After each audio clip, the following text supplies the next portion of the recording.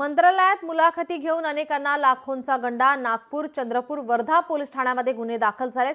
2 तरुणांना नोकरीचा आमिष दाखवून गंडा घालण्यात आला आहे। 7 जणांनी मुलाखत घेत 9,55,000 लाटले आहेत। एक आरोपी या प्रकरणी अटकेत आहे तर 6 जण फरार आहेत। मंत्रालयातील काही कर्मचाऱ्यांचे यांच्याशी धागेदोरे आहेत का, या बाजूने आता पोलिसांचा तपास सुरू आहे। नामक नेक्सस हे जॉब प्लेसमेंटची कंपनी आहे, त्यामार्फत मला कळले की जे गव्हर्नमेंट जॉब लावून मिळतो।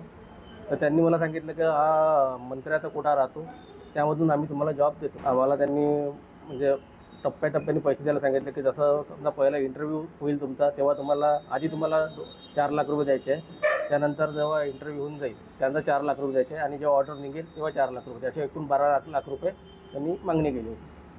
तर ठरल्याप्रमाणे त्यांनी जसा कोरोना पिरियड आला त्यामुळे डिले होत गेलं, ते आता लावतो उद्या करून देतो असं त्यांनी केलं। पण शेवटी आमचा इंटरव्ह्यू मंत्रालयात झाला। नितीन साठे यांनी सचिव जे त्यांनी इंटरव्ह्यू घेतला आमचा। तर मला GMC मेडिकल कॉलेजला जॉबकरिता बोलवलं त्यांनी। त्या दिवशी मला 3 लाखाची मागणी केली साहेबांनी, लॉरेन्स हेनरी नावाच्या माणसांनी। त्याच्यात त्याची बायको शिल्पा हेनरी पण होती। त्या लोकांनी माझ्याकडून तेव्हा 3 लाख रुपये घेतले आणि गव्हर्नमेंट मेडिकलला तुझं 1 हप्त्याने जॉईनिंग होणार असे म्हणून त्यांनी माझ्यापासून पैसे घेतले। आणि साहेब आता इंटरव्ह्यू येणार आहेत तुझं आणि तुझे डॉक्युमेंट व्हेरिफिकेशन होणार असे म्हणून त्यांनी माझ्याकडून त्या दिवशी पैसे घेतले 2021ला। लोकशाही मराठी ऐका, पहा, जागरूक रहा।